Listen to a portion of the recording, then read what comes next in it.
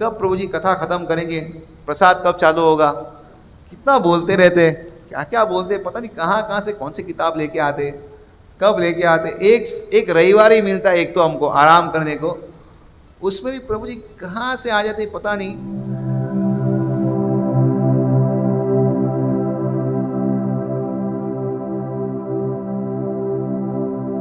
कुछ काम का नीचे,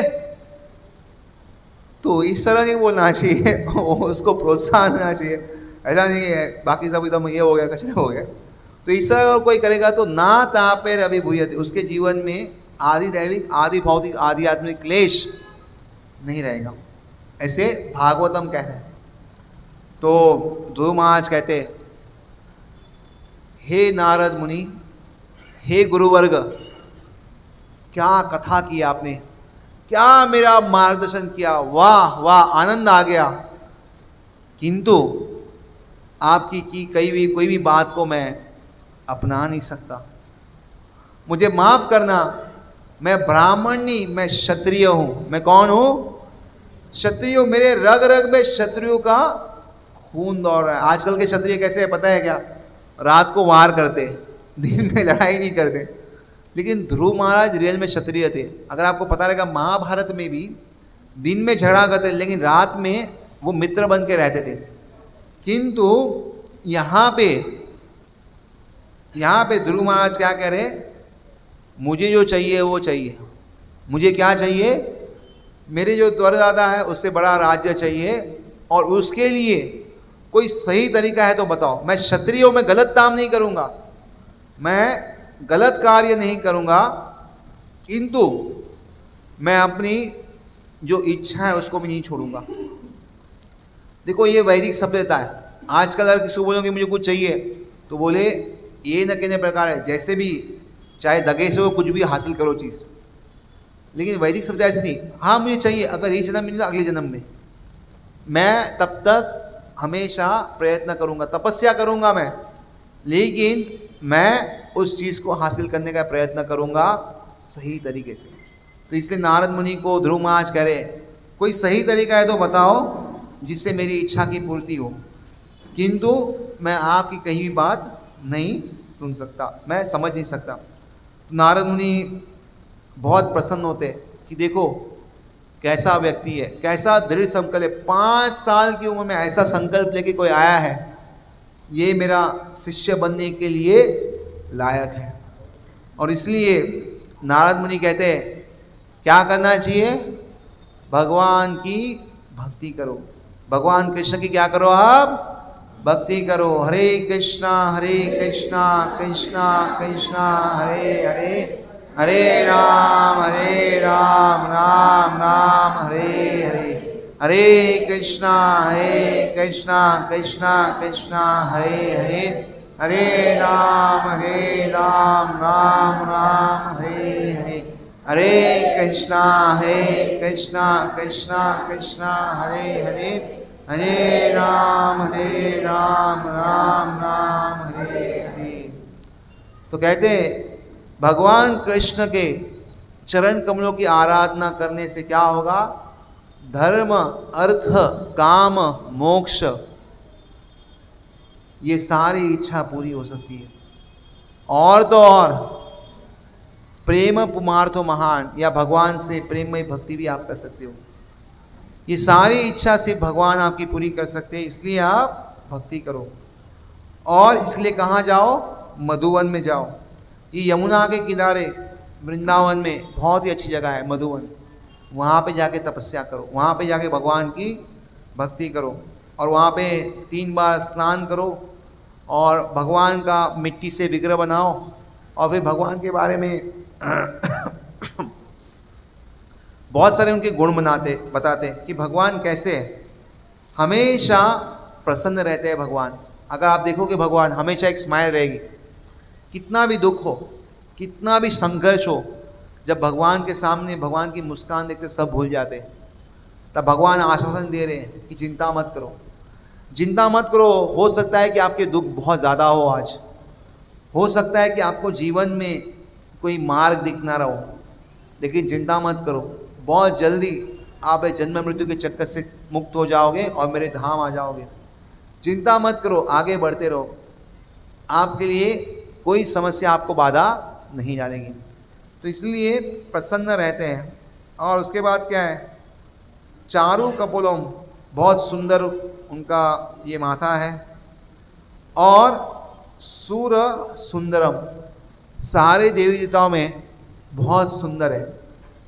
इसलिए रूप माधुर्य, भगवान कृष्ण का एक गुण है रूप माधुर्य। उनका रूप इतना सुंदर है कि मदन जो है, जो क्यूपिड बोलते ना, उनको मोह देते हैं। इसलिए भगवान का नाम है मदन मोहन।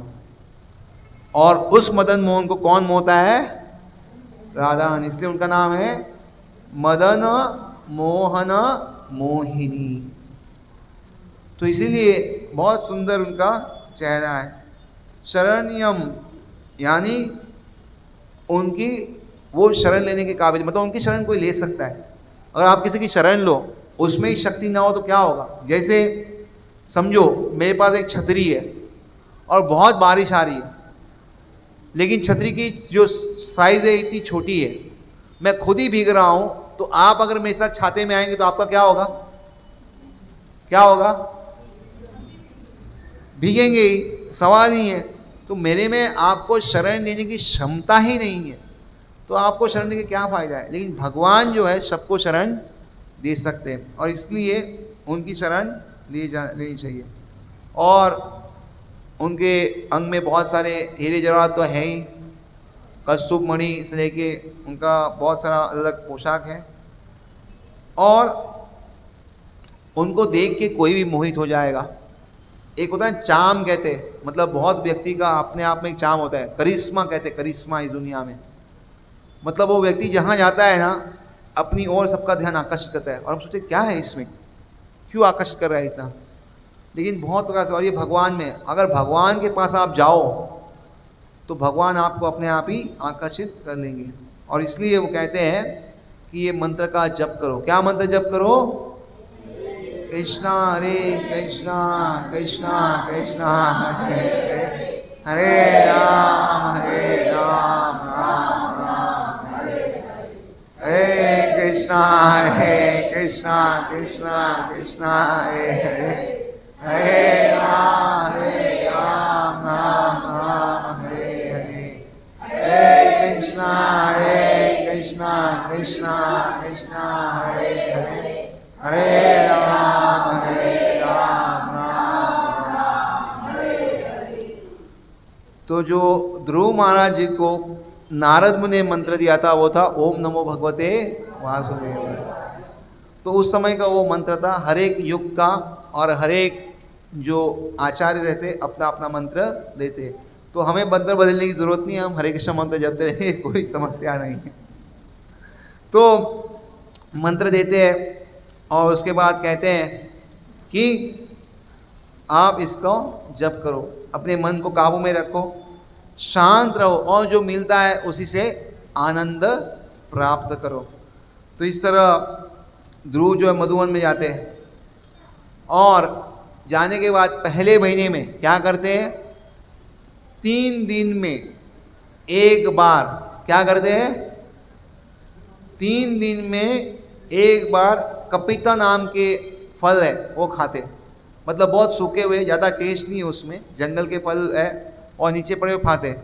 हम एक दिन में 3 बार खाते हैं और ध्रुव महाराज 3 दिन में एक बार खाते, कभी पहले महीने में। और कितनी उम्र है?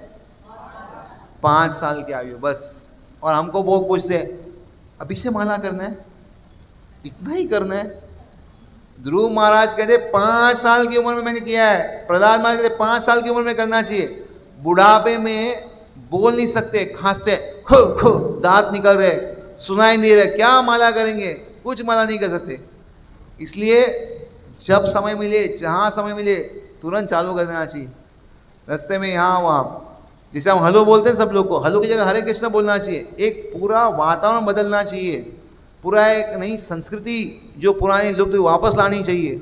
ये हमारा कर्तव्य है। अगर हम हरे कृष्ण बोलेंगे, सामने वाला व्यक्ति भी नरक से जाने से बच जाएगा और हमारा रास्ता भी क्लियर हो जाएगा। इसलिए देखो लाइट आने से कितनी खुशी हुई। ऐसा लगा कि जीवन में रोशनी रोशनी आ गई। तो इसलिए भगवान का नाम लेना नहीं हो। तो पहले महीने में कपिता फ्रूट जो वो खाते हैं, फल खाते 3 दिन में, और दूसरे महीने में क्या खाते हैं? सूखे पत्ते। कितने दिन में? 6 दिन में एक बार। 6 दिन में 6 दिन में क्या खाते हैं? सूखे पत्ते। बराबर कि नहीं? हम लोग में से कितने लोग खाएंगे? कितने लोग खा सकते हैं? हाँ, मिर्ची के पकोड़े खा सकते हैं। तो उसके बाद अगले महीने में 9 दिन में एक बार पानी पीते थे। कितनी देर में? मैं करीब 9 महीने में 3 बार पानी पी चुका हूँ कि मेरा गला खराब है। अगर पानी पीना बंद कर दिया तो गला बंद हो जाएगा। 9 दिन में एक बार जल पीना कोई आसान बात नहीं है, पूरा सिस्टम खराब हो जाएगा। डॉक्टर बोलेंगे कि डिहाइड्रेशन हो गया। लेकिन ध्रुव महाराज करें, चौथे महीने में क्या करते हैं? 12 दिन में एक बार सांस लेते हैं। हो गया, 12 दिन तक अभी हो गया, एक सांस खत्म। 5वें महीने में तो इतने भारी हो जाते हैं कि एक पैर पे खड़े हो जाते हैं और पूरी जो ब्रह्मांड अभी नीचे आना चालू हो गया, इतना उनका शक्ति बढ़ जाता है। पूरा जो भ्रूमंडल है सब ताए बोले क्या हो गया, क्या चल रहा है यहाँ पे? शायद देवते कोई असुर आ गया, क्या हो गया, ये पूरा पृथ्वी में क्या हो रहा है? इस तरह पूरा 3 जगत एकदम हिल रहा है, जैसे हम अभी हिल रहे हैं ना आगे पीछे। कब प्रभु जी कथा खत्म करेंगे? प्रसाद कब चालू होगा? कितना बोलते रहते, क्या क्या बोलते, पता नहीं कहाँ कहाँ से कौन सी किताब लेके आते, कब लेके आते। एक रविवार ही मिलता है एक तो हमको आराम करने को, उसमें भी प्रभु जी कहाँ से आ जाते पता नहीं। तो वो कह रहे हैं कि इतने भारी हो जाते। तो देवता पूछते कहाँ से आ गए, क्या चल रहा है ये?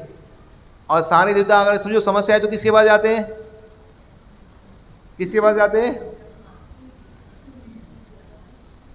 किसके पास जाते हैं? किसके पास जाते हैं? किसके पास जाते हैं? आवाज नहीं आ रहा। किसके पास जाते हैं? जब भी समस्या आती है सब लोग मिलके विष्णु के पास ही जाते हैं और शिव जी को साथ में लेके जाते हैं। तो ब्रह्मा जी क्या करते हैं? बोलते आप कुछ करेंगे ना, अगर आप कुछ नहीं करेंगे तो शिव जी बाजू में बैठे, उनको बोल दो सब खत्म कर देते यहाँ पे। ये तो वो भी नहीं, सब देवता है। तो इसलिए ब्रह्मा जी हमेशा सबको साथ में लेके जाते हैं। बोलते ऑप्शन 1 आप कुछ करो, नहीं शिव जी को बोलो कुछ करे, नहीं तो 3। तो इसलिए हमेशा वो विष्णु को आता है। तो मीटिंग हमेशा वहीं पे होती है, कुछ भी हो जाए तो विष्णु कहते हैं, भगवान कहते हैं चिंता मत करो, ये मेरा भक्त है, मेरे पाने के लिए इतनी तपस्या कर रहा है, मैं बहुत ही जल्द कुछ करूँगा। तो ये यहाँ पे ध्रुव महाराज जो है इसकी तपस्या कर रहे हैं और देवी देवता परेशान हो रहे। और यहाँ पे राज्य में उत्तानपाद जी परेशान है। उनको लगता है क्या कर दिया मैंने, अपनी पत्नी की बात सुन के अपने 5 साल के छोटे बच्चे को जंगल में जाने दिया। कैसा पिताजी में हूँ मैं कि अपने बच्चे को इतनी छोटा सा सुख नहीं दे पाया। मुझ में बिल्कुल करुणा दया नहीं है। क्या हुआ होगा मेरे बच्चे का? कोई जानवर तो नहीं खा गया? कोई शेर या लोमड़ी तो नहीं आ गई? कुछ हो तो नहीं गया उसको? ऐसा दुख के मारे वो अंदर से ही घुटे जा रहे थे। बोले क्या करें? और वहाँ पे नारद मुनि आते और नारद मुनि कहते हैं चिंता मत करो, आपका पुत्र बहुत जल्दी आएगा और ऐसा असंभव कार्य करने वाला है, ऐसा असंभव कार्य करने वाला है कि पूरे तीनों जगत में आपकी ख्याति होगी। हमें भी लगता है ना मेरा बेटा मेरा नाम करेगा, बराबर कि नहीं? हर माँ बाप को लगता है मेरे बेटे ऐसा मेरी बेटी सा कोई इस दुनिया में नहीं है। जो जो कार्य मुझसे नहीं हुआ वो लोग करेंगे। जैसे हमारे यहाँ एक माता जी थी, वो ऑरेंज बेल्ट थी, वो कराटे होता है कराटे, तो बोली मुझे ब्लैक बेल्ट नहीं मिला, तो इसलिए मैंने अपनी बेटी को कराटे में ज्वाइन किया ताकि वो कम से कम ब्लैक बेल्ट ले ले, ताकि वो भी अभी तक कराटा मार सके सबको। और बेटी बोली मुझे इसमें कोई दिलचस्पी नहीं है, मुझे कराटा सीखना ही नहीं है, मुझे तो भगवान का भजन करना है, कीर्तन, मुझे पियानो सीखना है। तो बहुत दिनों के बाद माँ मान गई, क्योंकि बेटी बाद में बहुत ज़्यादा ये हो रही थी, तो बोला जाओ ठीक है, आप अपनी इच्छा पूरी करो, मेरी इच्छा भूल जाओ। तो फिर वो खुश हो गए और घर में सब शांति है। तो हर माँ बाप को लगता है मेरी इच्छा पूरी करेंगे, तो बच्चे आपकी इच्छा पूरी करने की मशीन नहीं है, उनके अपने भी संस्कार है, उनके अपने भी पूर्व जन्म के कर्म है, उनकी अपनी भी इच्छाएं है। साथ में मिलके अगर आप आज डिसीजन लोगे, कुछ निर्णय लोगे, तो आगे लंबे समय तक वो लाभ देगा, नहीं तो बाद में भारी पड़ेगा। ये हमने बहुत लोगों के किस्से में देखा है। जब बच्चे बड़े हो जाते, थोड़ी ताकत हो जाते, फिर माँ बाप को साइड में कर देते, बोलते बचपन में आपने अच्छा प्रेम दिया था, अभी मैं भी आपको प्रेम देता हूँ, थोड़ा वृद्धाश्रम में रह के आइए, थोड़ा खाना पीना खुद ही बनाइए।